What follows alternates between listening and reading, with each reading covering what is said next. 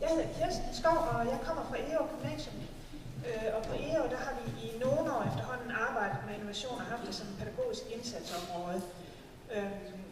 Og der, i den forbindelse, der har AT været sådan en behagelig praktisk timeramme til at få plads i skemaerne til at arbejde med innovation. Så vi kan ikke rigtig prale af, at vi har været på forkant med at arbejde med innovation i forhold til AT, men vi har altså brugt nogle AT-forløb med det formål at arbejde med innovation. Men det gør det jo ikke dårligere som AT-projekter, og bestemt heller ikke som innovative projekter. Så vi vil lige fortælle sådan meget hurtigt om nogle projekter, vi har, for at give et indtryk af, hvordan vi konkret har arbejdet med innovation i AT. Jeg har sammen med nogle af mine kolleger i en sproglig klasse, en spansk-engelsk samfundsfagsstudieretning for nogle år siden, haft et sådan større AT-projekt om Århus som europæisk kulturhovedstad 2017. Vi indgik i forberedelserne til ansøgningen, som vi jo så fik i hus her for nogle tid siden. Aarhus begyndte i 2009 forberedelserne til at deltage i konferencen om at blive udnævnt til europæisk kulturhovedstad i 2017. Og der ansatte man Trevor Davis, og han havde et lille kontorhold, ansat nogle studerende til at samle idéer og input til ansøgningen til Aarhus som kulturby. Og vi så det jo selvfølgelig straks som en mulighed for at koble gymnasiet på, fordi vi ville selvfølgelig også gerne være med til at deltage i det store projekt. Vi var så i forvejen i gang med et projekt, som var støttet af Region Midt, og hvor vi arbejdede sammen med Statsgymnasiet i Aarhus, og havde allerede gennemført flere innovationsprojekter med klassen, og derfor var vi sådan klar. Vi havde nogle erfaringer, vi havde været igennem flere innovationsprocesser, så vi kunne godt sådan binde an med det her lidt større projekt. Vi brugte fra starten på skolen den model, der hedder KIE-modellen, som nogle af vores kolleger på andre gymnasier har udviklet, men som vi synes er rigtig god. Det er en meget, meget enkel model, som handler om, at man arbejder i forskellige rum. Det kreative læringsrum, det innovative og det entreprenante, og det handler altså om, at man sådan har fokus på forskellige områder, altså man har fokus på at få idéer, eller man har fokus på at vurdere sine idéer, eller man har fokus på at lave nogle konkrete forslag. Det er sådan en meget enkel model, som gør, at eleverne meget hurtigt kan lære nogle basale redskaber til at arbejde med innovation. Vi startede så med 4 faglige projekter. Det overordnede mål lød sådan, hvordan kan kulturinstitutionerne i byen, altså i Aarhus by, bidrage til projektet Aarhus som europæisk kulturhovedstad i 2017. Det skulle klassen forsøge at give nogle eksempler på. Vi var 4 fag, der indgik i projektet: dansk, samfundsfag, engelsk og spansk. Og i dansk startede vi med at arbejde med, hvad er kultur overhovedet, hvad vil det sige at arbejde med kultur, kulturbegrebets historie, også Kulturministeriets historie i Danmark faktisk. Hvad har man overhovedet et kulturministerium for? Hvilken effekt har kultur i et land, også økonomisk? Og vi arbejdede så også med forskellige kommunikationsteorier og formidlingsteorier. I samfundsfag arbejdede man med blandt andet med kulturbytanken i EU, altså EU som politisk projekt. Man kunne også, hvis man har med til at gå mere ind i de forskellige institutioner i EU, eller beslutningsprocesser i EU. Og arbejdede så også konkret med interviewteknik, fordi det ville vi få brug for senere. I engelsk havde de et større undervisningsprojekt, hvor de arbejdede med Liverpool som europæisk kulturhovedstad.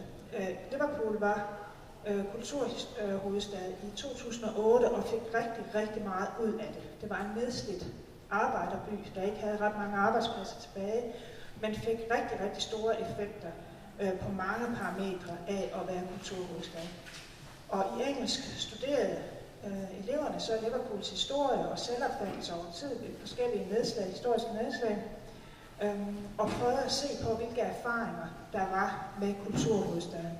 Der var skrevet nogle store rapporter, som også på mange punkter var meget, meget konkrete og meget levende at læse, der handlede om, hvad byen havde fået ud af at være kulturhovedstad. I spansk studerede man så hjemmesider fra de byer, som på det her tidspunkt kandiderede til at blive kulturhovedstad i Spanien i 2016. Zaragoza, Madrid og Oviedo var dem, de koncentrerede sig om. Der lå også nogle meget fine hjemmesider. Og det hele handlede jo så også om at få idéer til, hvad kunne Danmark gøre?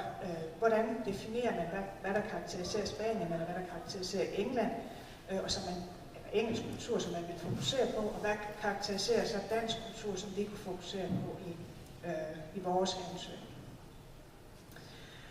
Vi startede så med at besøge Trevor Davis nede på Kulturbyen, og lærte at lave en SWOT-analyse, hvor Aarhus var i centrum. Altså, hvad var det for nogle muligheder, der var i Aarhus, og hvad var det, vi manglede i Aarhus, som vi kunne fokusere på, når vi skulle udvikle vores idéer. I tredje fase blev klassen delt op i 5 grupper, som hver især fik en kulturinstitution som samarbejdspartner.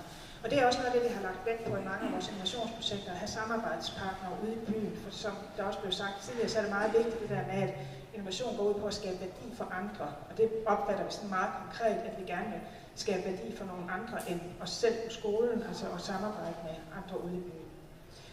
Vi samarbejdede med Kunstmuseet Aarhus, med hovedbiblioteket, som i dag hedder Urban Media Space, det nye multimediehus, der skal ligge nede på Aarhus Havn.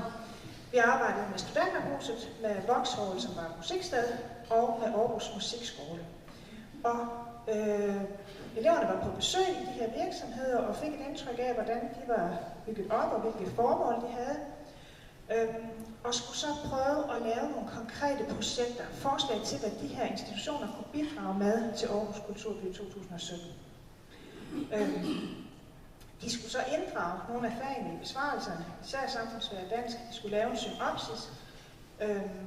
De skulle have respons tilbage fra institutionerne, og der skulle så også være nogle løsningsforslag, som havde en eller anden form for produktform, ud over en synopsis, altså et digitalt produkt, eller en fysisk model, eller nogle opladede små film, eller hvad det nu kunne være. Vi synes selv, at det her det var et meget vellykket projekt. For det første var der en meget høj grad af faglighed i det. Lærerne oplevede, at de fint kunne få dækket nogle faglige kerneområder også, selvom det jo ikke var nødvendigt i alt, men det kunne de også gøre. Det var nogle realistiske projekter. Kulturinstitutionerne tog meget, meget fint imod de her idéer og lovede at ville bruge dem, og flere af dem er også kommet med i den endelige ansøgning til Aarhus som kulturby. Og eleverne synes, det var rigtig spændende. Vi synes selv, hvis vi skal se på minussiden, at vi styrede projektet rigtig, rigtig meget. Altså vi havde været ude at lave aftaler med de her kulturinstitutioner, vi stillede opgave. Og det havde, som Stille Bakspejl, måske været bedre at slippe eleverne lidt mere fri og lade dem arbejde med institutioner, som de selv havde valgt, og som de selv måske havde lidt større engagement i. Men på det tidspunkt, der turde vi ikke andet. Flere af eleverne oplevede også, at det var meget, meget svært at få respons tilbage fra kulturinstitutionerne. Der var cirka halvdelen af institutionerne, som var rigtig gode til det, og halvdelen, der ikke var gode til det. Og det er meget skuffende for eleverne. Altså hvis man laver et konkret produkt, som man forærer til en institution, så er det også meget, meget vigtigt, at vi som skole og som lærere har gjort institutionen, altså bundet dem op på, at de altså skal give noget respons, når de her får projekter. Man kan så også sige, at det metodiske og videnskabsteori blev nedtonen i det her projekt, men man kunne sagtens omtone det. Så hvis man lige skal samle op på erfaringerne, så kan man sige, at det er jo forkert her. Det autentiske, der ligger i at arbejde med nogle konkrete institutioner og lave en konkret opgave, er meget motiverende for eleverne. Og innovation som metode, altså det at bruge KI-modellen, fungerer meget godt i forhold til eksterne samarbejdspartnere. Det er fint med nogle realistiske opgaver, hvor eleverne kan få deres kreative evner og deres forskellige kompetencer i spil.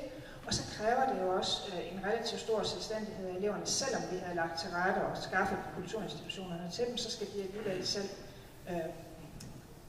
strukturere deres tid, når de skal lave de endelige projekter. Og vi går i 3.G på Egaa Gymnasium og har en studieretning med fokus på Science and Action. Her er vores logo for vores klasse, og også lidt dagsorden over, hvad vi vil komme ind på. Først så vil jeg fortælle jer lidt om de projekter, vi har lavet i vores klasse. Det er primært ud af husaktiviteter, så efterfølgende kommer der hverdag i IGTY, som I kan se, og det er mere med fokus på undervisning og de almindelige skoletimer, vi har. Så er vi med i et projekt, der hedder Innovation, som er et projekt mellem forskellige gymnasieklasser i Ålborghus. Og til sidst har vi noget med entreprenørskab, hvor vi selv har været entreprenante i forbindelse med vores SRO i NG. Yes, som Nana sagde, så er vi en Science and Action klasse. Vi har nemlig matematik, kemi på A-niveau og fysik på B-niveau. Og specielt i vores klasse er, at vi har meget fokus på studieretningstoning og tværfaglighed imellem fagene. Og så selvfølgelig er innovation en integreret del af vores undervisning, men samtidig er vores undervisning også innovativ. Så det gør os meget elevaktiverende. Og samtidig er vi med i en del konkurrencer også, og vi har nogle ud-af-huset aktiviteter. De her ud-af-huset-aktiviteter er dem, jeg vil fortælle jer nu om under projekter. Det er primært, at vi har samarbejde med virksomheder, hvor vi besøger dem, eller de besøger os. Det, der er kendetegnet for de virksomheder, vi arbejder med, er, at de alle sammen er entreprenante. De har selv startet deres egen virksomhed op, fået en idé og ført det ud i livet. Så det er også en del af det, vi hører ud over det faglige, vi lærer der. Så får vi også at vide, hvordan hele forløbet har været for dem. Det første samarbejde, vi havde, var med Buggy og Son, som faktisk er 2 elever fra Egaa Gymnasium, som har lavet deres egen solcreme, der beskytter fuldt ud mod solens stråler. De introducerede så i første G til klimodellen. Andet sted, vi var hen, var til Beauty Pacific. Det var et tværfagligt forløb imellem kemi og fysik, og her der prøvede vi deres ultralydsscanner. Næste gang, det var i 2G, der havde vi igen et tværfagligt projekt mellem fysik og kemi omkring batterier. Så var vi nede og besøge Ecomove, som laver elbiler, hørte om det, og da vi så kom hjem, inddragede vi også dans i vores tværfaglige projekt, og skrev så en artikel til Illustreret Videnskab, som handlede om batterier og elbiler. Sidste gang vi var afsted var på vores studietur til Barcelona. Der besøgte vi et lille firma, som hedder Ensis, og de analyserer madvarer og vin. Ja, det var lidt de projekter, vi har haft ud af huset. Nu vil vi fortælle lidt om vores hverdag. Vi har en hjemmeside, som hedder Cooperative Learning, som vi har brugt til nogle forskellige ting, men det har egentlig også inspireret den måde, vi sidder på. Det var nemlig sådan, at man kan sidde i nogle grupper, og så sidemakkeren fra en anden gruppe skulle man så helst være på fagligt niveau med, sådan, så hvis man skulle lave noget ved siden af, så har man en, som man føler sig på fagligt niveau med. Men vi tænkte, at vi laver den lidt vildere, så vores lærere de udtænkte en plan, hvor man kunne sidde i hestesko og rækkeopstilling også, og så uanset hvordan man rykkede rundt i de 3 opstillinger, så ville man stadigvæk sidde ved siden af en, som man var på fagligt niveau med. Ja, og den hjemmeside, som Alberte omtaler, der har vi også mange af de aktiviteter, som vi bruger i undervisning, blandt andet svarbasar, besøg vismand, flashcardspil osv., som vi ser derovre. En anden hjemmeside er endolab.dk, og der har vi noget, der hedder holdquiz, bytte og konvolut, som vi også bruger. Det sidste, vi har, det er den der Acquired-Based Learning, som I kan se går den ligesom i ring og i ring. Den går ud på, at man starter, for eksempel i fysik havde vi omkring nordlys, så stiller vi spørgsmål til nordlys, hvad de som elever godt kan tænke sig at vide noget om, så undervisningen er baseret på vores interesser. Så laver vi nogle hypoteser, inden vi har haft noget undervisning. Efter hver time opdaterer vi så vores hypoteser og får på den måde en oplevelse af, at vi får tilegnet os viden, og kan så stille nye spørgsmål og på den måde køre i ring og i ring. Og generelt så gør alle de her tiltag og aktiviteter af vores undervisning aldrig sådan er den samme. Man ved ikke helt, hvilken time man går ind til, og det er meget motiverende, at man ikke sådan fra start af ved, hvad det vi skal lave i dag. Ja. Yes. I et projekt i 1.G, der startede vi vores egen hjemmeside, som hedder egty.wikispaces.com, og det var egentlig, hvor vi lagde noget faglig viden ind under alle de fag, vi havde på det tidspunkt. Så her der ser I så noget fra fysiksiden. Det er så et projekt, som vi ikke kører så meget i mere nu, fordi vi er begyndt på nogle nye projekter, men samtidig så lavede vi også en Facebook, en blog og en YouTube, som vi stadigvæk bruger hele tiden.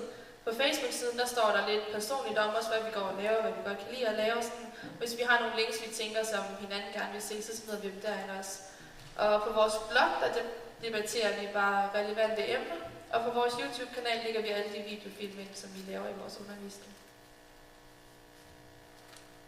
Som vi sagde før, har vi været med i nogle konkurrencer. Lige om lidt så ser I et klip fra en kemikonkurrence. Men vi har også været med i f.eks. olympiade og geomor, som begge to er matematikkonkurrencer. Men her der ser I noget fra vores liv og vores fremtid med kemi. Begge faser de skal opvarmes til mellem 70 og 75 grader. Vi starter med 75 gram vegetal, og så skal vi bruge 2,5 gram. Yes. Nu er vi klar til at gå videre til entreprenørskab deroppe. Og det handler som sagt om vores SRO i 2G. Vi er ikke kommet dertil nu. Vi er kommet til projektet Innovation, og det er et samarbejde med andre gymnasieklasser i Ålborghus, har overskriften Dans med fremtiden og kører over alle de 3 år, vi går i gymnasiet.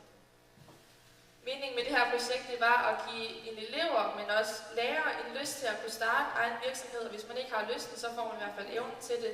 Man skulle nemlig gerne blive mere selvstændig og handlekraftig i den retning. Det første projekt, vi havde, det var kun vores klasse. Det var i 1. G, hvor man har det her historiske bevidsthedsforløb. Det udvidede vi så, så det galt alle vores fag, og ikke kun dansk og historie. Til så at formidle den her viden, så oprettede vi vores hjemmeside, egty.dk, og i forbindelse med den også wiki-siden, hvor vi så lagde al vores viden ind og lavede tidslinjer for hvert fag. Og det var så starten på vores hjemmeside. En af de gange, vi mødtes, der var der blandt andet en af grupperne, der var ude at lave en myslibar med færrest mulige remedier. Ja, næste gang, der var vi samlet alle sammen på et gymnasium, hvor der så kom en fra stiften, stillede os en problemstilling, som vi så havde resten af dagen til at løse. Og til sidst havde vi så 2 minutter hver gruppe til at pitche vores idé for ham. Sidste gang vi var afsted, der var vi i Ålborghus, hvor temaet var, hvad skal Ålborghus leve af i fremtiden? Det var for, at man kunne lave et eller andet sjovt, som kunne tiltrække nogle turister. For eksempel, vi havde en gruppe nede på havnen. Kunne man lave et eller andet nyt, eller kunne man på en eller anden måde få tiltrukket nogle folk til Ålborghus? Så havde vi et AT-forløb, som hed Uddannelse i Entreprenørskab, hvor vi skulle finde nogle kriterier for, hvad der karakteriserede innovativ undervisning. Vi skulle også selv finde de fag, vi ville arbejde i, så vi tænkte, samfundsfag og matematik, det gav en rigtig god kombination. Og så fandt vi ud af dem, I kan se herovre. Man skal på en eller anden måde have noget ejerskab eller noget ansvar for sin egen læring. Og man skal gerne ud og kunne have noget læring i praksis et eller andet sted. Og så helst i nogle grupper i fællesskab, hvis man kan komme til det. Til sidst så skal man have noget refleksion, hvor man tænker, hvad har det her overhovedet betydet, og hvad har vi lært af det her? For eksempel så havde vi lavet et spørgeskema, hvor vi spurgte om, hvor motiverende er din undervisning. Det var nemlig det, vi synes, der gav den største forskel for innovative elevers undervisning til andre elevers undervisning. Og der kan man se, at de innovative elever synes, at deres undervisning var mere motiverende end andre elever følte.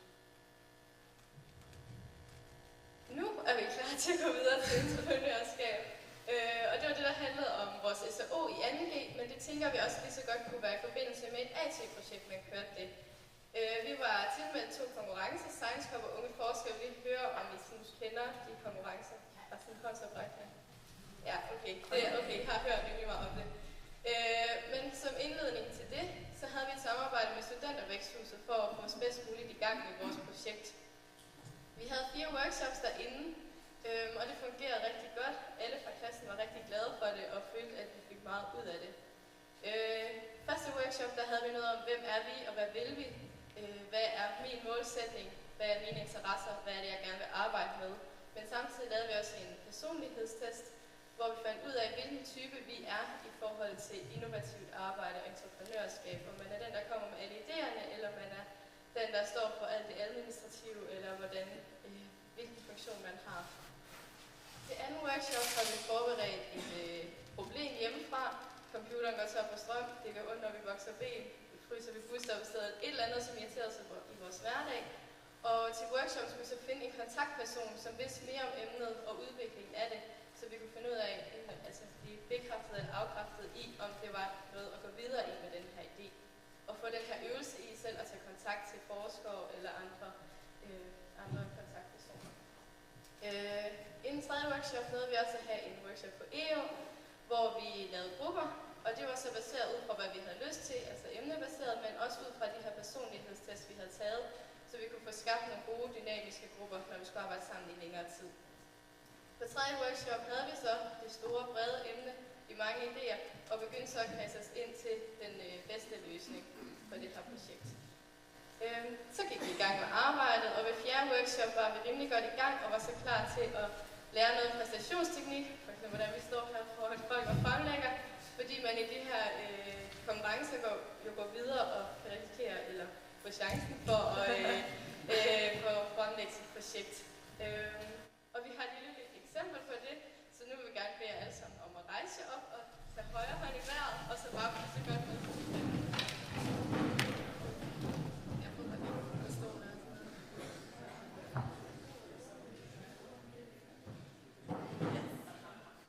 Yes.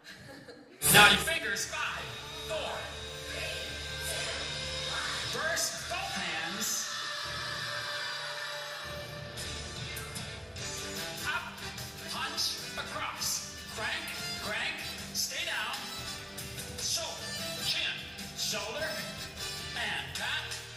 Double dream hands, and thumbs to yourself. Punch again. Now point, right hand from low to high. Punch, cranked underhanded. 2 taps, shoulder, double dream hands. Godt gået. Ja, men I var med. Og det håber vi så har aktiveret jer lidt. Det var noget, vi forsøgte at lære. Men noget af det andet, vi også gerne vil sige med at lave det her, det er, at i første G, tror jeg ikke meget, at vi lige har stillet os op på andet sted foran så mange. Men det er noget, vi i hvert fald selv føler, at vi er blevet bedre til i løbet af de her år. Har fået nogle kompetencer til at være sådan, have det nemmere med at bare stå foran folk, og ikke være så bange til også ved at skulle gøre det.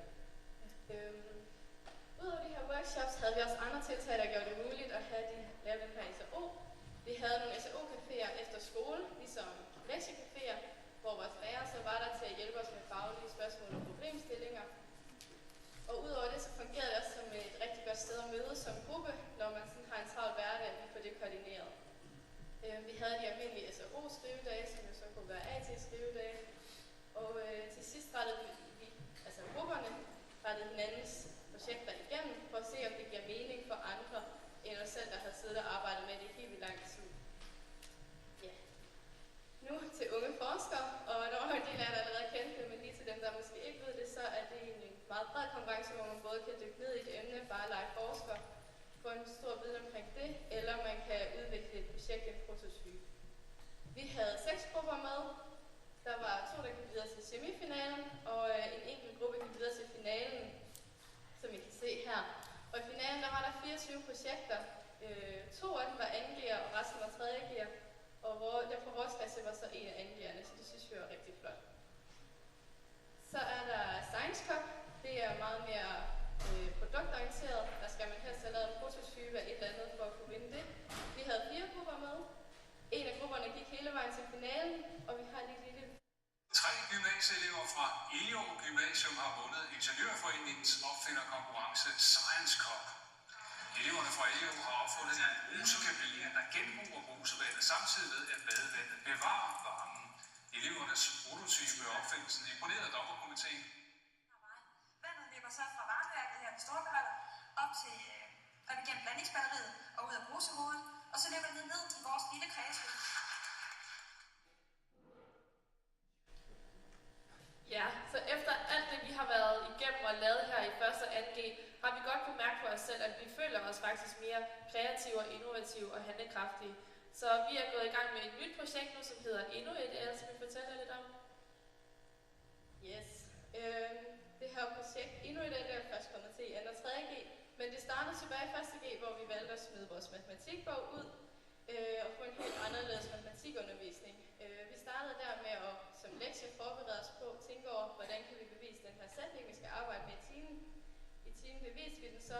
Der er 2, der sidder og skriver ned. Den ene skriver ind på vores wiki-side hele beviset ned, og den anden sidder og tegner figurer, som kommer ind på siden også. Efterfølgende har de 2 optaget en video med beviser, så man kan gå derind og få det visuelt og måske lidt nemmere at forstå.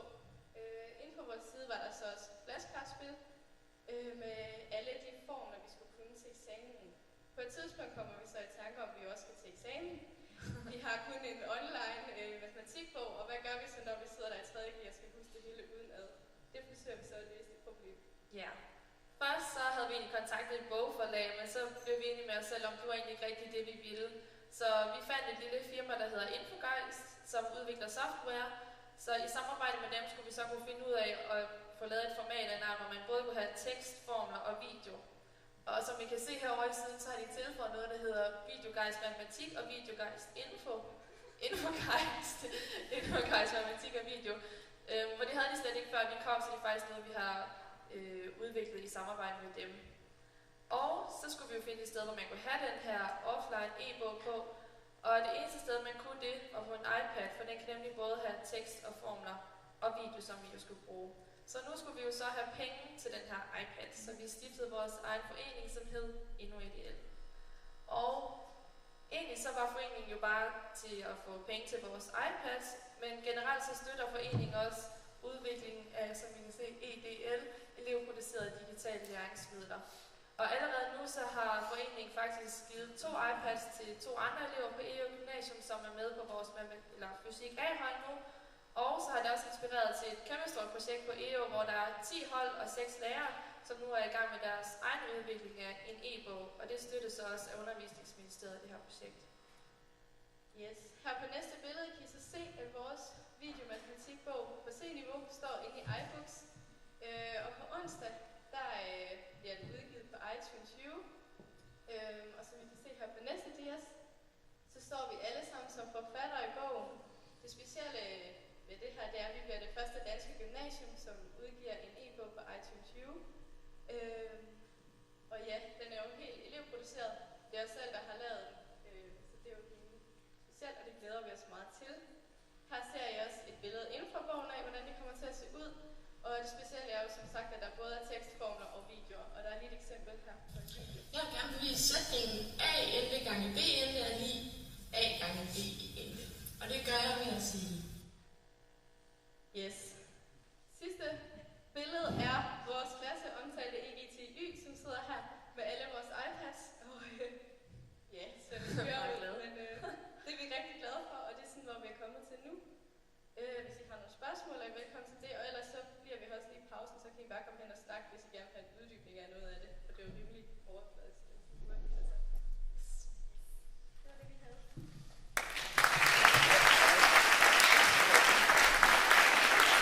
Det er jo sådan lidt svært at komme efter det her. Jeg skal lige sige lidt om sammenhængen i de oplæg, vi har hørt her fra Ålborghus Gymnasium. Det er sådan, at det oplæg, vi hørte fra Kirsten Skov, skulle være et eksempel på, hvordan man arbejder i de humanistiske fag. Og nu har I så hørt lidt om, hvordan man arbejder i de naturvidenskabelige fag. Og så skal jeg fortælle lidt om, hvordan man arbejder i de samfundsfaglige fag, eller samfundsfag mere specifikt.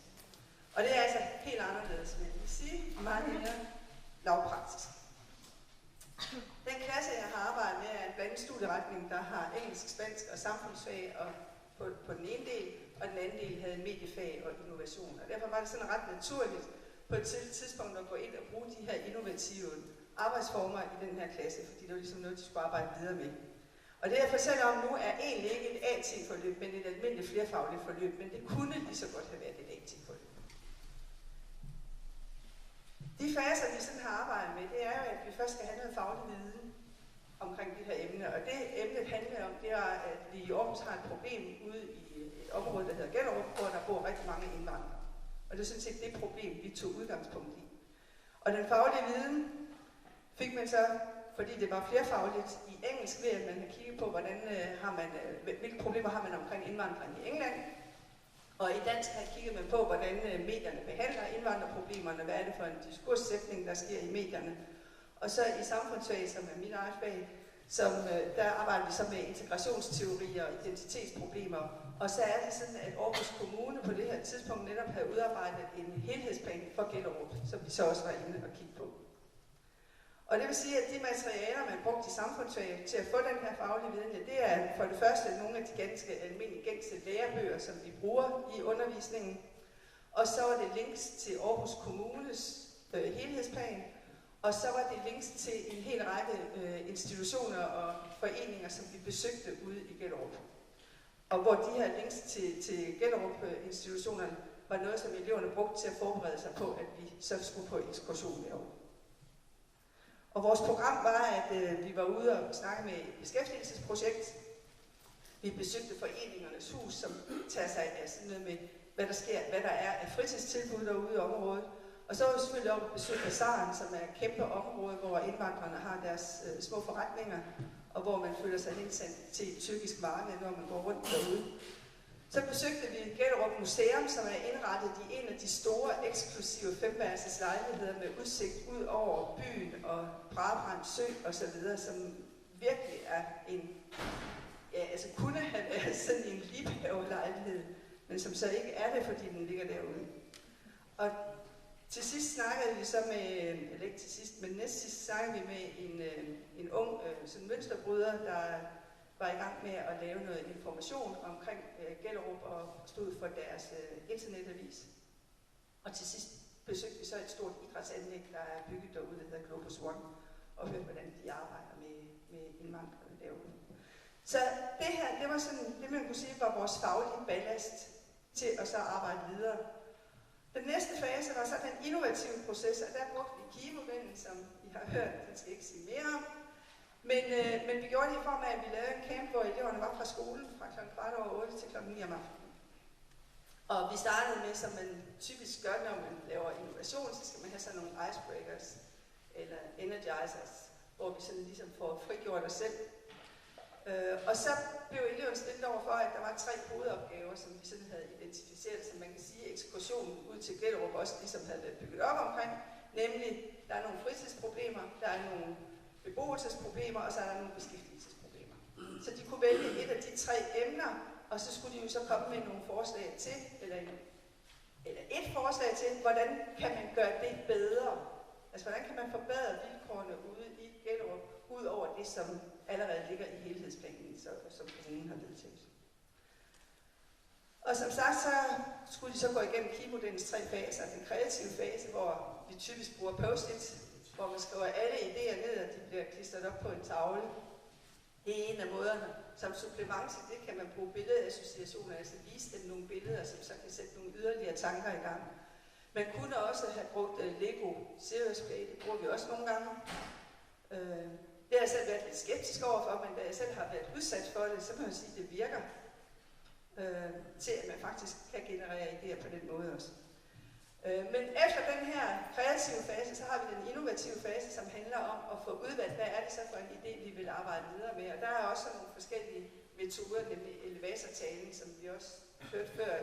Man kan sige, det var lidt lige skulle i forbindelse med stiften, hvor jeg skulle fremlægge jeres idéer på 2 minutter. Men man har det der meget korte tidsrum til at fremlægge og forsvare sin idé.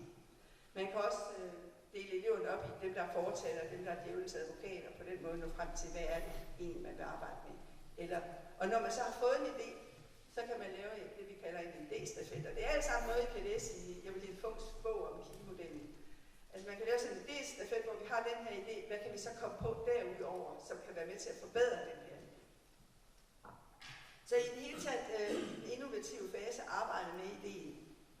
Og så kommer så den entreprenante fase, hvor man så skal præsentere idéen og begrunde den, og hvor vi så skal have den faglige argumentation på, hvorfor det her er en god idé.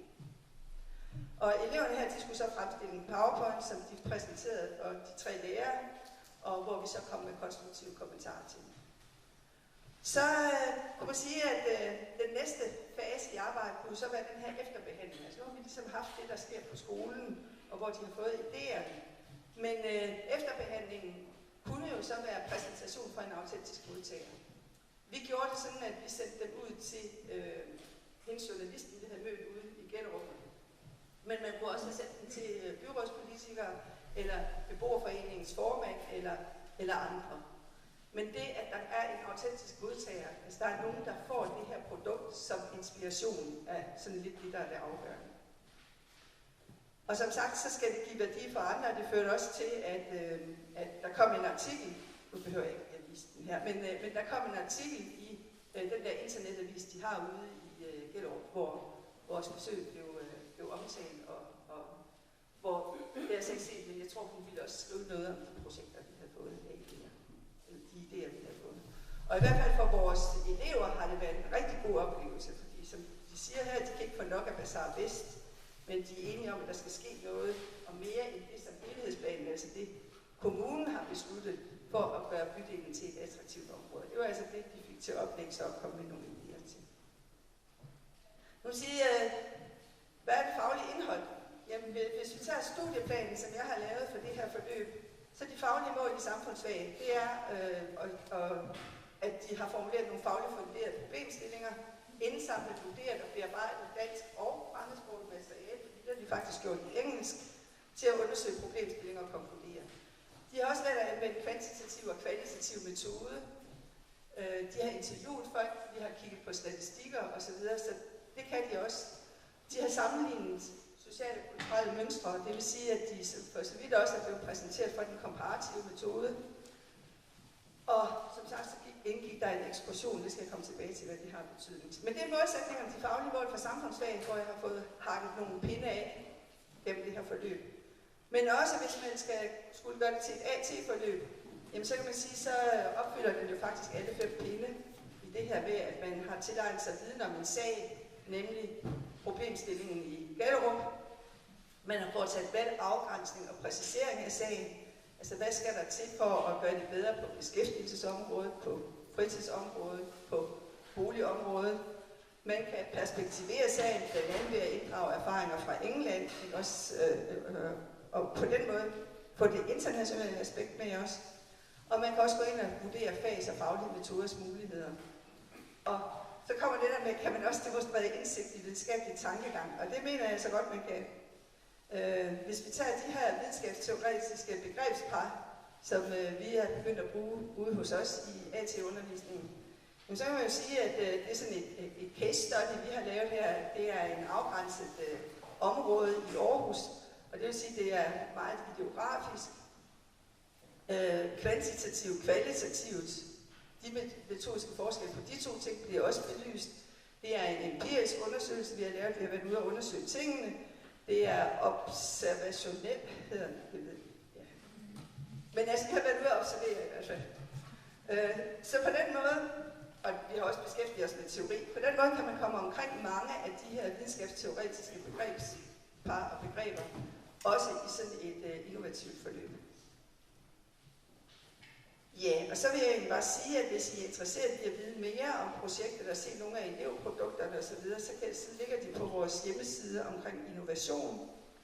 Og vi har også lige lavet en ny delhjemmeside, der handler om dialog med erhvervslivet, som et forsøg, vi deltager i støttet af Region Midt, hvor vi har samarbejdet med nogle virksomheder, hvor der ligger beskrivelser af 6 undervisningsforløb ude fra vores skole, og der ligger et par stykker op fra Statsgymnasiet, der kommer nogle flere.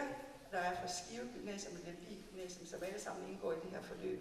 Men altså, hvor det centrale er, at man har samarbejdet med eksterne partnere.